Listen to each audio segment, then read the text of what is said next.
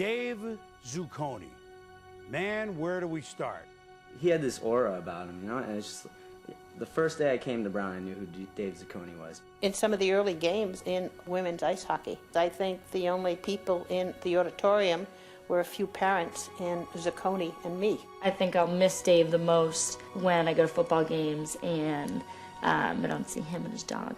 A friend of mine worked in the development office, and he told me that I should try and get a job at the Sports Foundation. The one thing he told me, though, is like, you don't want to work for Dave. He's a little tough to work for.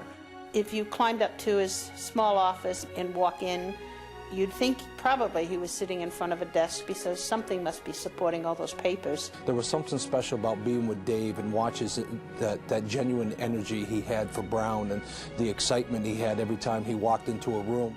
He's been an amazing guy, amazing energy, never lets up. Dave's been a wonderful, wonderful person for Brown, and I'm delighted that he's being honored here today. I'd give him my good right ear because the left ear is worn out from asking me for money. I would describe Dave as a modern-day Robin Hood. He kind of took gifts from the wealthy and brought them back and gave them to the Brown students of need. I think he really was a great equalizer among people to say, I appreciate what you're doing for the school, even if you're not giving $10 million.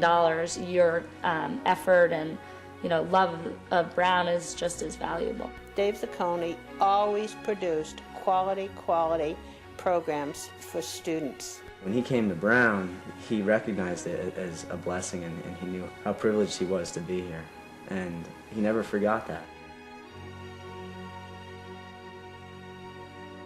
Hello, I'm David Zucconi, and for over 30 years... 57,000 people, second largest city in New England, 5 to 10 minute walk into town, a little bit longer coming up the hill. This hill is filled. When I was working at the Miriam Hospital, when he was hospitalized in the most recent months, I had a lot of patients to see, and I would walk by his room and peek in every so often to see how he was doing. And part of me, every time I passed by, I wanted to take off my white coat, put it down in the hallway, and just walk in and be Steve, his friend. I don't think there was one day that went by that he ever thought that he was sick or that cancer would beat him. And maybe in other people's minds they did, but in his mind he was just too busy working for Brown. That's all he really cared about was to his last day was trying to make sure that everything was all set here at Brown before he left. Oh, I think he had tremendous dignity. I think he had a tremendous sense of self.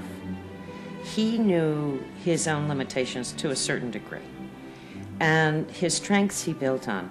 All your years at the Brown Sports Foundation and all your years of fundraising, and you were there when I was at school, and you're there, my God, 25 years after I graduated in 1977, and you're really one of my biggest links that keeps me tied to the school. And I'm sure there are many, and there are hundreds others that feel the exact same way.